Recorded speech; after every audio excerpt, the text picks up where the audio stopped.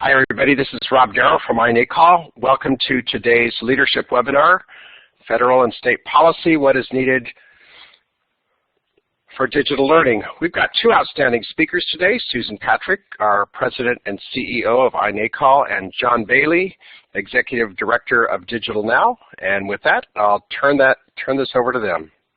Any questions that you have as you're going along, feel free to type them in the chat room and we'll answer them as we go. Thanks, Rob. This is Susan Patrick, and I want to thank everyone for joining us today. I'm the President and CEO of iNACOL. Today we'll explore federal and state policy issues for digital learning. How is policy holding us back? How is policy supportive of new learning models? And what is happening at the state and federal level right now, with our goals of personalized, student-centered learning, for online and blended learning are powerful innovations for students. Number one, we will start by covering and sharing iNACOL's top 5 federal policy issues and also iNACOL state policy issues very briefly. We work closely with our membership at iNACOL to get feedback and support of these policy issues. Then we will turn to the excellent analysis overview and dive into John Bailey's presentation covering federal and state policy specifics and where we are today. With that, I will begin on update and policy. iNACOL's top federal policy issues are focused on federal role and accountability to support competency education and move away from time-based policies that lock in single-point end-of-year testing and really start to think about reconceiving the ESEA reauthorization around competencies and new learning models. Number 2, and this is related to accountability, is to support systems, plural, of assessments. That means that there can be multiple types of assessments offered at multiple points in the year, including the data from entry assessment or adaptive assessment, data from performance-based assessments, as well as those summative assessments that we understand are required right now for state and federal accountability, but offered at multiple points in the year in case a student is advancing on mastery and reaches those points before the end of the year, that we want to see that summative assessment happen or be available at multiple points. Third, investing in federal research for K-12 online and blended learning. There are major gaps in the knowledge, baseline data, demographic data, and understanding the field to support research on effective models and approaches. Fourth, supporting the people that run our schools and that are providing instruction, supporting that human capital development through redesigned pre-service and in-service training for online and blended learning that is competency-based. And number 5, the focus on federal policy for ensuring reliable and ubiquitous student access, teacher access to the internet, and quality learning materials. To focus on state policy, iNACOL published a statement of principles for model state legislation. Number 1 is around competency education. Moving away from seat time is our number 1 policy priority at iNACOL. Number 2, increasing access so that every student has access to the entire continuum of student-centered online and blended learning opportunities. Number 3, designing outcomes-based accountability and funding incentives. We're doing a project right now on developing a model state funding formula that would take into account performance-based funding and quality assurance with equity and adequacy for student characteristics and student needs. Number 4, we're interested in increasing access to highly effective teachers. And number 5, ensuring that state policy provides enough flexibility to allow for continuing innovation, that it focuses not on inputs, but focuses on measuring quality on outcomes. And with that, the final state policy issue, which is related to federal policy as well, is this huge need to improve our broadband and technology infrastructure. So it's perfect timing that we're having this webinar today, the day after the State of the Union address. And we have with us John Bailey, who's the Executive Director of Digital Learning Now. He co-founded and serves as a senior advisor at Whiteboard, a strategic consulting practice for investors, philanthropies, and entrepreneurs. John worked on domestic and innovation policy in the White House on education. He worked at the U.S. Department of Commerce and at the U.S. Department of Education. He was Pennsylvania's first Director of Educational Technology. He advises and was a program officer with the Bill and Melinda Gates Foundation. Welcome, John. We are so glad to have you in the post of Executive Director for Digital Learning Now to take on and tackle these important policy issues at the state and federal level.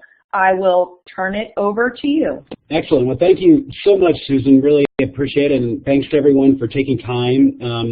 We're going to go very quickly through some slides with just some, very high-level federal trends, some state policy trends to take a look at.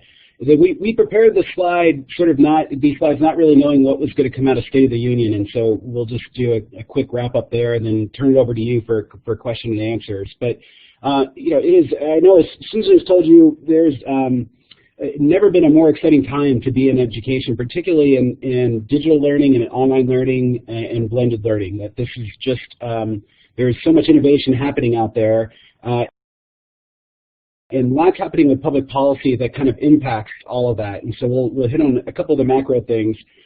First, Andy Rotherham and I do a monthly survey, roughly monthly survey, of a group of about 50 to 70 what we call DC insiders. This isn't a nationally representative poll. It's not intended to be. What it is, it's a survey of people that are currently or have been in a very senior role at the U.S. Department of Ed, in one of the education or leadership committees over in Congress, at the White House, or in various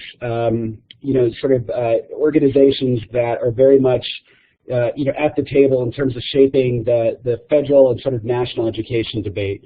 And the whole idea of this is that if you give them anonymity and do a blind survey and ask them questions, can you get a high degree of accuracy in terms of a forecast of stripping away the talking points, what people have to say, what people really think will happen. We've been asking a question for the last couple of years about when will ESEA be reauthorized, NCLB. And you can see we've been asking this. This current data set goes all the way back to April, but we go all the way back to about July 2010. And there was huge pessimism amongst the insiders that we would see a reauthorized ESEA bill. But I want to just flag for you in our most recent survey that there's still a high degree of pessimism, that 63% of the insiders think it'll happen after January 2015. So essentially, again, looking 3 or 4 years out from now, and just not terribly optimistic. I think actually State of the Union somewhat confirmed that. We did not hear the President really call on Congress to reauthorize ESEA or give them a date specific the way he did on some things like immigration and on some of the other bills. The gun control being a good one, where he said, students, and it listed through a lot of the victims of gun violence and saying they deserve a vote. But you didn't hear that same sort of call to action in terms of reauthorizing the Elementary and Secondary Education Act. In fact, if anything, we heard probably more of a signaling of shifting to the reauthorization of the Higher Education Act, which is scheduled for renewal or reauthorization coming up here. Second, the most significant thing to really focus on in the next couple of weeks is what happens with the budget. We have sort of a series of mini fiscal cliffs that are going to be hitting over the next couple of months. What Congress did is really just sort of, when they passed a bill back in January 2nd, it really just sort of punted a lot of decisions throughout this coming year. And so it is going to have huge implications for this year's budget. It actually will have implications for the budget that the President is about ready to announce. And so, there's going to be a lot of turmoil trying to figure out what this actually means for dollars and cents for elementary schools, secondary schools, and higher education. So look for that. We're going to see, we're just a couple weeks away from March 2nd from when the sequestration is supposed to hit. And so Congress and the administration have to pass something to either temporarily, again, move that down a couple of months, or to create some sort of permanent fix. And there's a lot of debate as to what's going to be happening there. We're also seeing, from a financial standpoint, some continued strained state budgets. 31 states have addressed or projected shortfalls for next year. And by addressed, it means that they've either done cuts or they've reallocated resources to help sort of make up the cuts. But generally speaking, you're still seeing very tight budgets. Tax revenues are increasing at the state level, but not nearly enough in order to help make up some of these gaps. And again, this is all budgets that were passed and have been addressed before the sequestration hits. And so, as you have Medicaid, and as you have some of this Medicaid funding, education funding, and other sort of funding streams that flow down the states, that's going to create holes and sort of wreak havoc on state budgets as well. So lots of budget uncertainty. One of the things we've been doing with insiders more recently in the last survey in January was ask them, do we think we'll see more or less emphasis at the federal level and at the state level on digital learning? And here you can say that the vast, about half of the insiders think we'll see about the same. Close to a third think we'll see slightly more emphasis in digital learning. This is a very broad definition of digital learning as well. However, when you look at the state level, here you saw a huge sort of swing where more than half of the insiders think that we'll see more emphasis or about the same emphasis. And what we'll show you here in a minute is that there's a lot of activity happening at the state level, and that from a policy standpoint, the actors to watch aren't necessarily the federal officials in Congress or the administration, but kind of what's happening in the state houses and the state departments of education at the state level. And just to illustrate that, since 2011, there's been more than 847 bills dealing with some form of digital learning in about 46 states. And that includes everything from online learning, it includes blended learning, it includes various types of technology initiatives for devices or for broadband to schools. So again, a very broad definition, but it just shows you that there's a huge amount of at least energy in state legislatures. It doesn't necessarily mean that you're seeing all these bills pass. I mean, on average, it's roughly around 5% at the federal level, and that's pretty much true in state houses as well. But still, a huge amount of activity that's happening in states. For just the 2012 and 2013 sessions, there's been close to 200 bills already introduced. And you can see the chart over on the left that most of these are pending, but you have a couple that in New Jersey that were enacted, in Virginia. There was just one recently in Massachusetts that is shaping the virtual school law up there. But again, what this is to illustrate more than anything is that there's a lot of activity that's happening that's going to impact online learning and blended learning specifically, as well as competency-based too. So a couple of states to just highlight, particularly in terms of states that are enacting reforms that were passed as bills last year. Louisiana's course choice program is really, I think, quickly becoming a national model in terms of how to do a modular online learning program from a state policy perspective. So it provides a menu of course providers that have been approved by the state that can come from around the country. It's a mix of nonprofit as well as school districts, colleges, as well as private providers. And they have a real innovative funding formula too that I know our colleagues over at InnoSight are really supportive of. But it's based off of per student formula funding. And it has 10% stays at the savings, actually stays with the district. And then there's a pay for performance component in terms of completion and a performance component based on when a student passes one of the assessments there.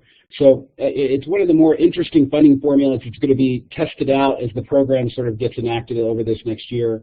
Utah, again, it was sort of one of the leading states back in 2011, has been rapidly trying to implement the Senate Bill 65, which again, sort of built on the digital learning, or 10 essential elements of digital learning. It funds success rather than just seat time, meaning that, again, providers are paid based on performance and based on completion, not just based on how much time they served kids. So real innovative approach there too. Minnesota is working in terms of helping to offer teacher preparation programs to help make sure that the teachers there have some skills training as it relates to teaching in an online and blended learning environment. States to watch over this next year. Georgia has passed a course choice program themselves, but the governor there just launched a digital learning task force that is looking at ways of, in terms of helping to further accelerate blended learning models. They're exploring competency-based learning as an issue and trying to really map out a path for Georgia to take, building on the good work that they've done in the online learning space. Pennsylvania has been a state that Susan and Michael Horn and I have been spending a lot of time working with more recently. They're tackling a host of issues, from some very thorny and tricky cyber charter school funding issues, including some bills that have just popped up in the legislature that could be pretty damaging to cyber charters in terms of some very just blunt ways of addressing some of the funding concerns and quality concerns that have been sort of percolating up. And so it's going to require, I think, a pretty significant advocacy effort, not just to help sort of push back on that, but also give them some alternatives about thinking about ways of addressing some of these questions, particularly around the funding formula there.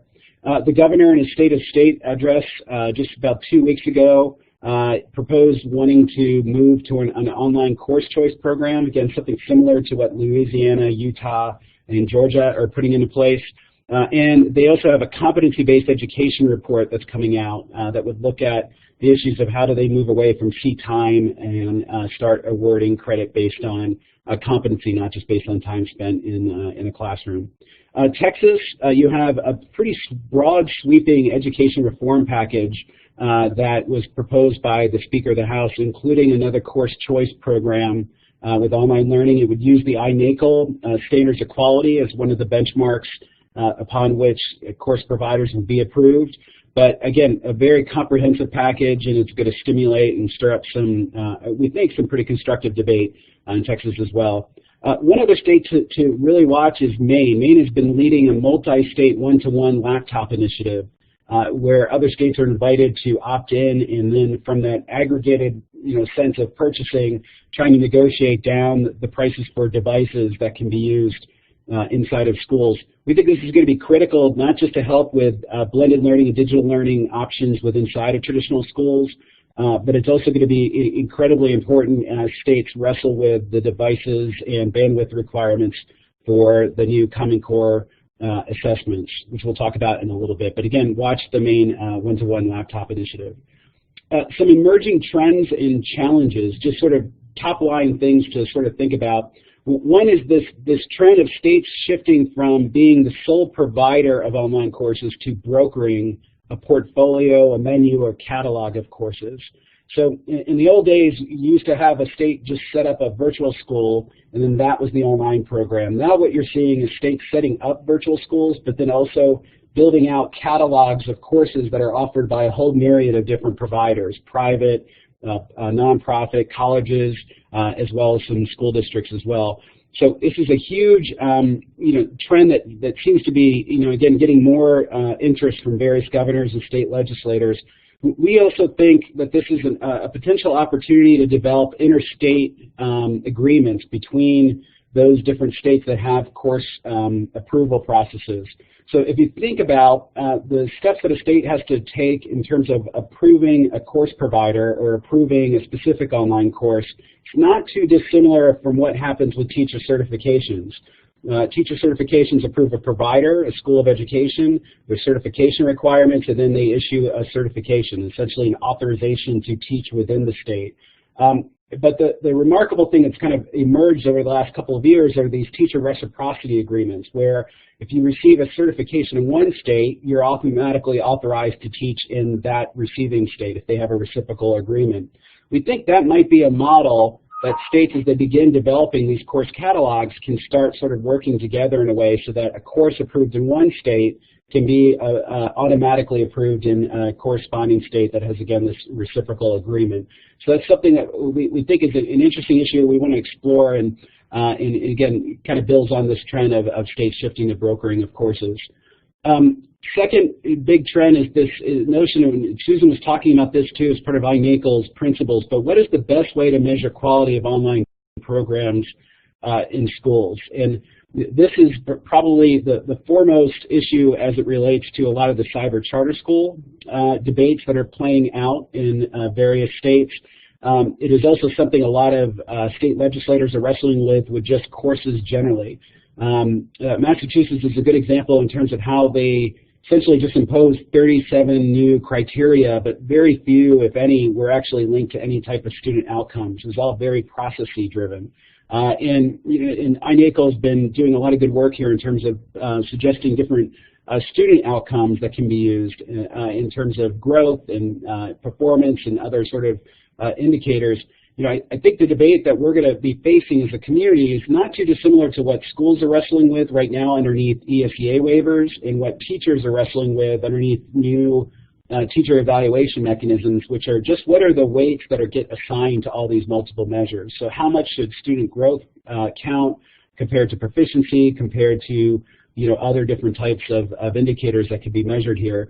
I think that's a great debate and a healthy debate, and I think we can actually, as a community, almost take the lead here, just because our platforms and systems and online learning just generally can help provide richer and better data in many instances than what states have available for school accountability or for teacher effectiveness. So again, quality though is going to be a huge issue going forward. It's probably the #1 issue I get asked by policymakers, and so it's not just a matter of scaling online courses anymore. It's scaling. How do we scale and make available high quality online courses? Part and parcel to that is the political will to shut down low-performing providers. And this, again, plays out in the cyber charter school space, but it's going to be true in these brokered systems as well. That a good example is in the cyber charter school space, that the great bargain with cyber charters is that underneath charter authorization, you're given some regulatory flexibility in exchange for being held to a greater level of accountability. To the point where if you're not meeting your performance metrics, the authorizer can shut you down. And I think what the charter school community is largely sort of seeing right now is having some difficulty with authorizers not using that authority to shut down low-performing charters, be it a traditional school, a blended school model, or a cyber charter school model. So I think, again, we as a community need to help with sort of creating and giving them that cover so that there's a political will to shut down low-performing providers. Otherwise, I think what you see is a lot of pent-up legislative frustration, and then sort of bad legislation ends up happening. Or you see caps and other sort of weird things as a way of trying to help cap what they consider to be bad quality. New funding models. So this is another one where the Susan is again taking some work and some research on what is the best way of doing a performance funding model with online programs. There's issues too about funding following the student in terms of fractional funding and making sure that as a student starts blending some online courses with some traditional courses that they take at a school, that the funding is sort of that there's a mechanism and a funding formula that allows the funding to follow the student to those course providers of their choice. And so that's going to be a huge issue as well. Expanding and embedding blended learning systems and models within existing funding systems. So, this is something we've seen a couple states talk about, New Mexico and Pennsylvania for one, but, as they do literacy programs, as they do STEM or math programs, about thinking about using a competitive priority for blended models, so that if you're using a blended model to do an adolescent reading program, you get more competitive points than someone that's just doing it in a traditional way. So again, trying to embed these as strategies, interventions, and approaches and models to, really advancing and accelerating on other reforms, as well as, working on separate sources of funds itself. So I think that's another area to look at too. And then lastly, something that, I think a lot of us have been very focused on and concerned about, which is device and broadband investments needed to support the Common Core assessments in 2014 and 2015. This is not too far off in the distant future, and what we can see right now is that both Park and Smarter Balanced released the recommended technology specifications in December, as well as some broadband recommendations, and that is now showing that there are some pretty large gaps in some of our states and some of our school districts in terms of having the devices and the speeds necessary to have their students take on their to to take these tests online. And so this is both a potential threat, but it's also an opportunity in the sense of it is probably going to capture a lot of state policymaker and education leaders at the district level, their attention in terms of needing to be prepared for these new assessments. And it gives us the opportunity, I think, to help message around how these devices and this broadband isn't just helpful in terms of being ready for the assessments, but really providing the baseline infrastructure that's needed to create these richer education experiences that we talk about with digital learning. So both the threat as well as an opportunity there. So lastly, and we didn't have a chance to really put in the slide, but just to talk a little bit about State of the Union last night. I think we heard the President lay out a very ambitious second-term agenda, including some pretty bold education proposals. It sounds like there is going to be a race to the top-like competition for high school redesign to create sort of a modernized and more engaging high school experience. We'll have to wait for the President's budget to see a little bit more details about what that would look like, but that could very well be an opportunity for blended learning models, online learning, and other types of digital learning to help with redefining and expanding the notion of what a high school is.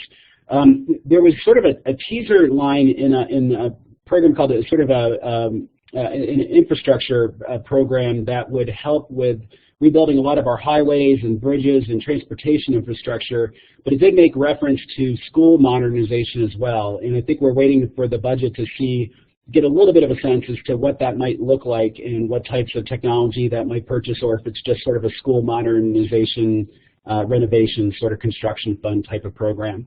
The early learning childhood, in terms of expanding that, is probably going to be the biggest dollar increase, and again, we'll have to wait for the budget to see the specific details, but there might be some opportunities to use technology there as well. So overall, it was a pretty ambitious agenda.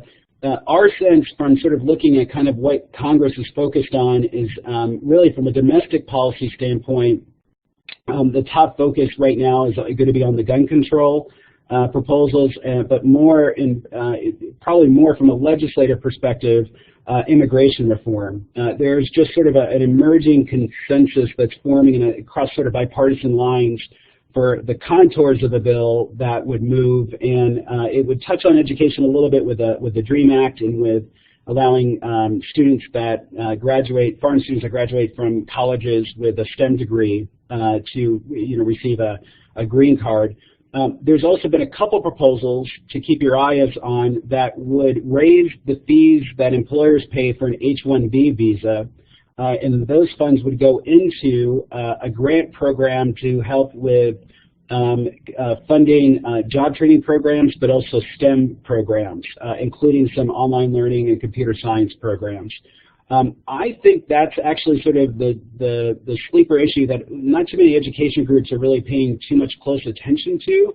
But in terms of a lot of these big funding projects, that's probably the one that's got the greatest likelihood to pass relatively quickly. One, because it doesn't rely on a tax sort of income; it's all fee based. And then second, just because of the sheer sort of momentum that's bringing up around immigration reform. Now this could unravel at any point, and it has in the past, and back in 2007, and also another attempt back in 2010. So it could unravel at any point, but it's probably the one thing to watch. Second thing to watch from the federal standpoint is, again, just these conversations around the fiscal cliff, tax reform, and the budget. They're all intermingled and intertwined in some sort of way. So what happens with these fiscal cliffs and what happens with the sequestration has a direct impact on what happens with the President's budget request. The other proposals that were sort of, again, loosely given as a framework last night, you'll probably have a pretty uphill battle in terms of at Congress, who has not been able to sort of get much agreement or consensus within chambers, much less between the House and the Senate, on passing anything education related in the last couple of years. So it really looks like from a K-12 agenda standpoint, a lot of the conversation has shifted from federal proposals to really state implementation. It's really going to be all about what's happening with states implementing Race to the Top, districts implementing Race to the Top district grants, I3 implementation, and then ESEA waivers. And just, there's these waivers are going to really take hold this year, and there's going to be a lot of, sort of lessons learned and tweaks that have to be made. And so that's the last place to look. And I think with that, Susan, I'll turn it back over to you. Thanks, John. We're getting ready to go into the question and answer time. I had a couple of questions. Last night during the President's State of the Union address, I heard you use this term. I heard the President use it last night. The term called sequestered funding. The President actually said that's a term we use inside the Beltway. Can you explain what this sequestered funding concept is?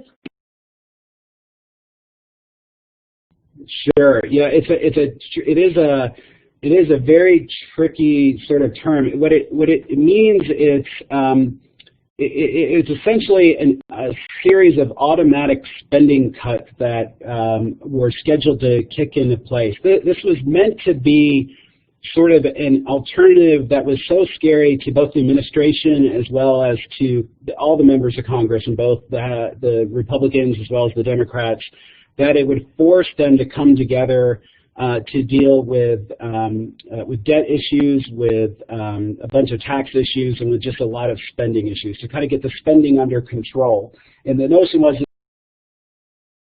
if you don't, then you're going to have these huge cuts given to military programs, defense programs, which would upset Republicans, and then to a lot of domestic programs, which would hypothetically upset a lot of the Democrats. And so it was to sort of force that negotiating. When those negotiations broke down, it created this scheduled sequestration cuts that were supposed to take place. Those got delayed in part for a couple of months, and that's kind of what we're waiting to see what happens now, is if those cuts are going to be allowed to go in place, or are they going to be partially saved off, or are they going to be, fully sort of implemented. And Congress can do all sorts of things with the administration to sort of prevent this. They can pass various types of budget mechanisms that could sort of punt it down the road. They could address some of the funding issues that sort of trigger the cutting off of the sequestration. But otherwise, what you end up looking at is probably, a lot of, I think the way that it looked from OMB's perspective, the Management and Budget Offices, was about an 8% cut in various types of education funds. It would be steeper for some programs, and it would be steeper for some districts, but that's generally sort of the way it would look. If you want, there's a great sort of website too, the Peter G. Peterson Foundation, which you can get to at pgpf.org, has a great sort of website orienting you to these conversations, the sequestration, and also have just a lot of helpful graphs and ways of sort of taking all the Washingtonian legislative speak and make it into English. Thanks, John. pjpf.org, and we'll be keeping an eye on that to keep our members up to date on those issues. There was another question that came in. John, do you see any impact from the NCLB waivers on digital learning? So the biggest impact is that it has completely changed the way that schools that are identified as needing improvement get calculated. And so states, again, this is very similar to the debate we've been having in online learning, that, there was this sort of pent-up frustration of the old NCLB model of just using proficiency scores as being, and maybe grad scores and attendance rates as being too limited. And states and schools wanted accountability based on multiple measures, including growth and including, participation and passage on things like AP exams and grad rates, a whole litany of different things. A couple states are experimenting with student surveys. So the student evaluations wouldn't count, as like 25% of a school's grade, but would count as some percent, so some student involvement. So lots of experimentation happening there, but that's going to impact potentially the way that some of the states evaluate either blended charter schools, because charter schools are caught up in all that, as well as with depending on the online programs. It also, I think gives a chance too for us as a community to kind of help inform those processes, because now that states have a little bit more flexibility and freedom to propose their own systems, they can make tweaks to that, and there's other ways of, again, trying to balance how much should student growth count versus student proficiency. This is a debate that's happening not just with school accountability models, but also with teacher evaluation systems. And so, those debates are going to very much influence how online programs and online schools are judged and held accountable, or evaluated in terms of effectiveness and quality. So I would look to those discussions and debates to kind of get a sense of what might be coming our way. But then more importantly, how do we help influence those conversations so we're, setting our own destiny and driving, a path to our own future, so to speak, too. The other thing that happens with the ESEA waivers too is that there's a little bit of an element. There's two things that happen. There's some schools can be labeled as low performing, but actually not have any interventions kick in. The interventions to do school turnarounds only kick in at the bottom 5 and 10% of the low performing schools. There's a real element here of you're sort of capping failure. You could actually have more of your schools that aren't doing so well, but from a federal standpoint, the way the department's constructed this is that only state has to focus attention on the bottom 5% and bottom 10% performing schools. That could create some opportunities in terms of using online and blended learning models and tools and resources to help with addressing and improving some of those turnarounds. But it's something where we haven't seen, traditionally a lot of the blended charter operators trying to go in and do school turnarounds. And so, this is something that we may try to have to cultivate kind of from within the charter community and the traditional school community about how to give them both the vision, the tools, the resources, and support to try out these models as part of their turnaround efforts. Thanks, John. We had an interesting conversation. Mark Schneiderman is joining us here, and he commented on E-rate expansion and then had a follow-up comment asking, is there any evidence you see that any states will increase or shift funding to invest in Race to the Top, Common Core, state standards, tech readiness, hardware, broadband, applications, etc.? Mark always gets a question in. So, I would think candidly, Mark, having been talking to some state chiefs as well as to, I had the chance to talk about this problem to governor's education policy aides back in October. And the thing that surprised me was that none of the education policy staff really knew about this as an emerging problem. And I would say that that's still mostly the case as it relates to the state policy officials I'm talking to. I'd say there's been a little bit more of an uptick between November and January, and that's mostly because the technology recommended specs were released by the two assessment consortia. It's also because both assessment consortia just have had higher order of magnitude issues to work out. There's been a lot to have to deal with in terms of assessment design, testing schedules, the schedules for delivery of these assessments, the procurements. There's just a lot of governance and sort of just general leadership and management that was sort of needed with the assessment consortia that prevented them from, I think, giving a lot of attention and focus to this. The second thing that's been sort of challenging this space is because it's not a well-documented problem. Susan and I have been in conversations recently about this in terms of you don't have a lot of states that have done a very thoughtful sort of technology readiness gap analysis with their districts. Both assessment consortia released readiness assessment tools to kind of get a sense of the technology infrastructure needs of the districts, but the use of those have been somewhat uneven. There have been a couple other tests that have been available. The Education Superhighway has a broadband speed test that schools can use, but again, that's been somewhat uneven too. I think I really like the approach that Louisiana is taking, which is they're doing essentially quarterly reports off of surveys to get a sense of the progress with their districts in terms of having compliant devices, as well as the prerequisite sort of bandwidth.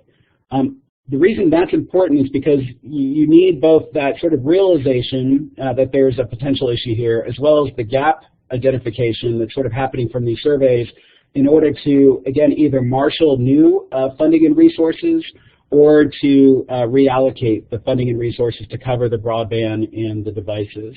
So it's something that we've been actively encouraging the states to do, and to start sort of making this a required element of their reporting, whatever tool they have, whether it's tech reporting, Title I reporting, but use existing reporting mechanisms in order to understand how big of a problem that they and their schools are going to be facing. You know, E-rate reform is, you know, personally speaking, reform it really is dramatically needed. The president talked, I think, very eloquently last night about the need to reform our tax code. And, you know, from a school and education standpoint, the closest thing to the tax code that a school faces is E-rate forms and the E-rate process. And it is just sort of a program that, you know, again, was designed in the late 90s and early 2000 periods for a specific need. And, you know, I think our education system has evolved. It's evolved with new accountability system waivers. It's evolved as a result of competency-based learning and digital learning and online learning and blended learning.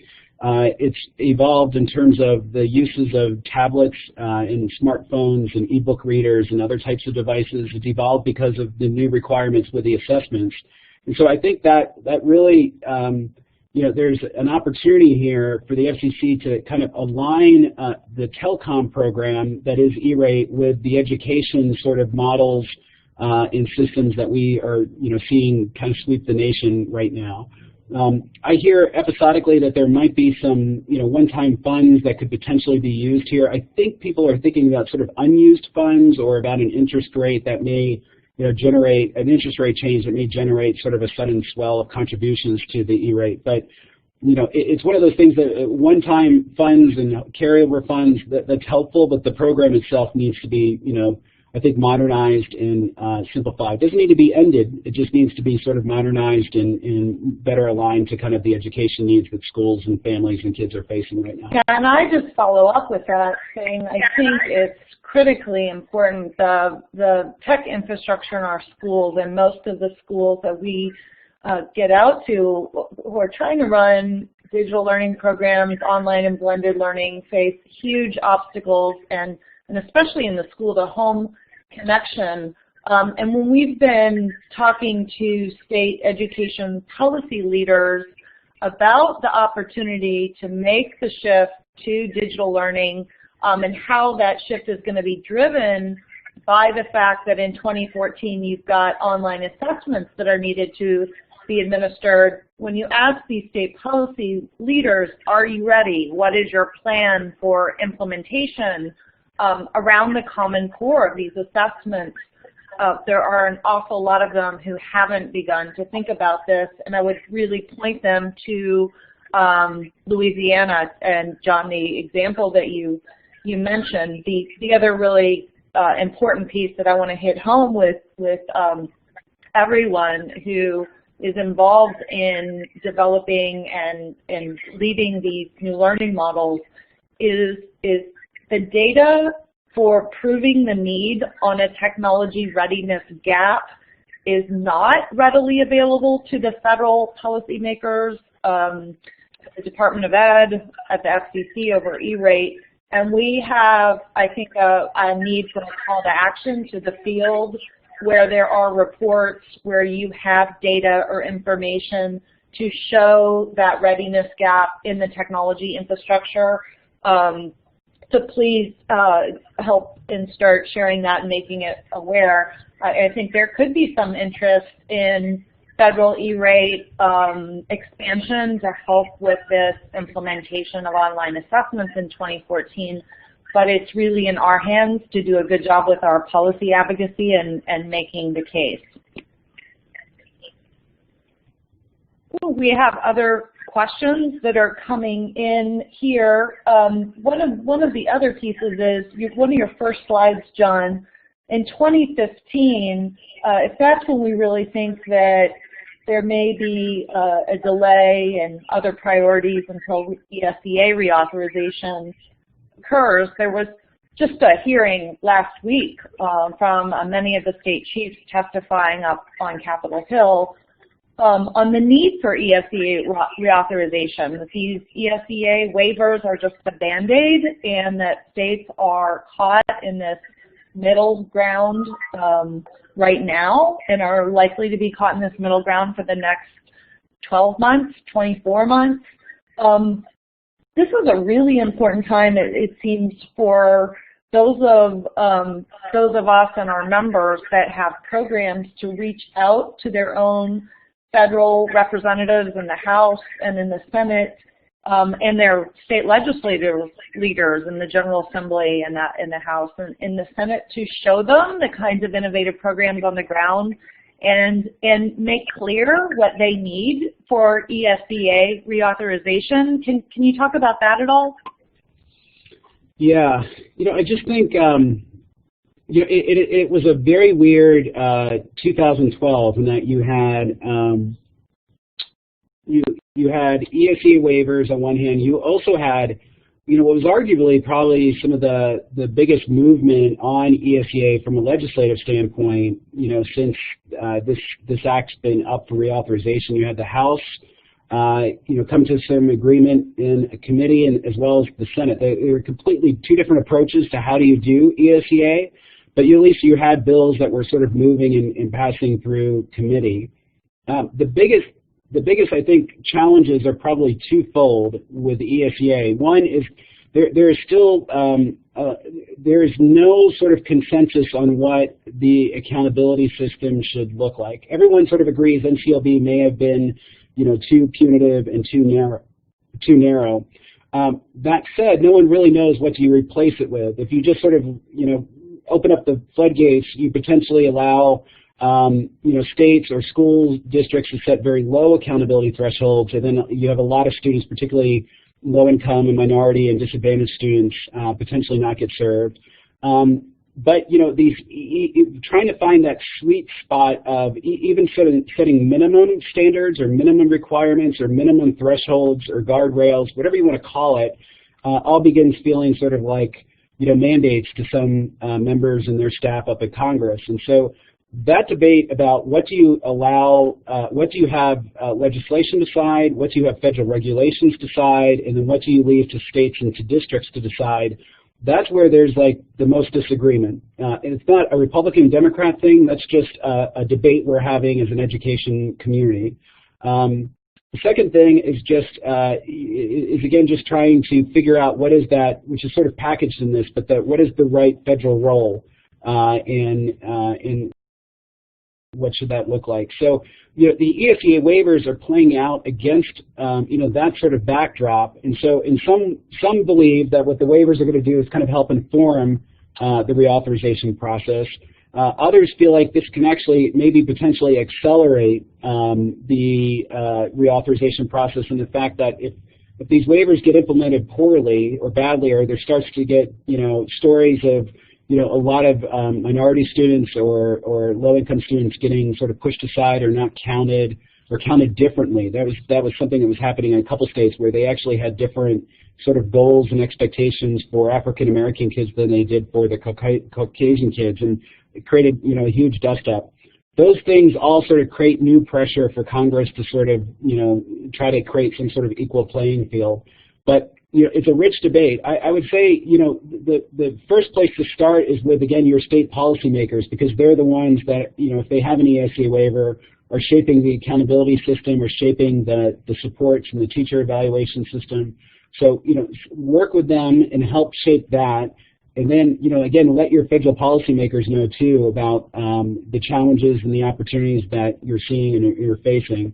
But again, without that sort of groundswell support, it's just going to be very difficult for a Congress that is dealing with a very weak economic recovery, dealing with immigration, with gun control, with a lot of fiscal issues that are just sort of popping up on a daily basis, that to focus on this without that sort of groundswell. So it really does, come back to kind of the advocacy and the work and the stories and the data that you share with your policymakers, both state and federal. John, I know it's the day after the State of the Union, and there are some developments arising from that for you. I understand you have a hard stop at 10 till the hour, and I'll continue addressing the questions of the webinar until we are at the hour, but I just wanted to thank you so much for your incredible analysis and insight at the federal and state policy level today on behalf of iNACOL and our 4,000 plus members. Really appreciate the work you're doing and want to thank you. No, thank you so much, and thanks to everyone. And I give my proxy vote to Susan Patrick. So thank you very much, Susan. Thanks, John. So it is a day after the State of the Union, and I just wanted to mention to everyone on the webinar, if you're interested in some of the thoughts of last night, moments after the State of the Union, we reflected on the State of the Union address in my blog, Education Domain, which is on the main iNACOL website, inacol.org. Some thoughts related to the President's work. I think the administration has done an outstanding job in their Race to the Top programs over the past 4 years and the Investing in Innovation funds to really try to put some drivers behind new ways of looking at innovation and those competitions and the way they were developed to provide some cover to make changes in state policy that are important. I think he's got a really good team, and nod to Secretary Duncan, Jim Sheldon, and the work that Karen Cater has done over the last 4 years. I do think that perhaps the State of the Union address didn't go far enough to address true innovation and 21st century models of education, and I think it's up to all of us to continue to push. And as John mentioned, I think a lot of the leadership on Capitol Hill, they don't really know where to go for ESEA reauthorization, and the conversations that I have been having with different offices, they are truly interested and open to taking a step back from No Child Left Behind and completely starting from scratch to reconceptualizing what would accountability look like if we were truly to focus on preparing our students for the 21st century and to be globally competitive. And what would those accountability frameworks look like? And so we're trying to do a lot of work on thinking through the lens of moving away from a time-based system to a true learning-based system or a competency-based system that's student-centered, where students really can move at their own pace and they don't get caught in these scheduling conundrums with time and accountability being so fixed and so rigid. We believe that accountability is incredibly important, but that new accountability models could really generate strong data on student proficiency through these multiple measures and looking at assessment as a more holistic approach. Like many of the other foreign countries like Finland, South Korea, and others, you see a big focus on performance-based assessments, students actually demonstrating their knowledge and having that data on the ground through e-portfolios, through projects, through that demonstration of their work. So our work on competency-based education is a major multi-partner project called competencyworks.org. And Chris Sturgis, who's my partner in that project, and I are in the process of writing a blog post to advise the federal government, both those on Capitol Hill making policy decisions, as well as those in and across the administration and the U.S. Department of Ed, on what federal policymakers can do to help support competency-based learning models, new innovative learning models of online and blended learning, and not hold our students back. and in many ways the policy constraints that we feel are holding our students back. We want to make that really clear, but we want to provide some very positive and constructive recommendations on how they might think about ESEA reauthorization. So first comment on the State of the Union on the Education Domain blog, a number of resources on the Competency Works website, and a last point on that, we will be doing a briefing on Capitol Hill on competency education on March 1st for those of you interested or maybe in Washington, D.C. or in the area. There any other questions? We've got just time for a few more questions.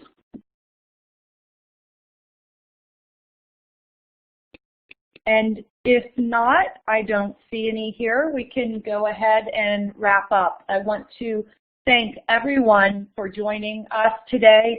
As you have questions on policy issues at the federal and state level, if there's anything that we can do to assist with your advocacy efforts on the ground, if you have any questions, please feel free to reach out to us. I'll slide ahead to the last piece. Susan Patrick, Rob Darrow is our Director of Member Services. Feel free to reach out to John too. Any way that we can help in the policy and advocacy, we're here to support you. Thank you so much for joining us today. Bye-bye.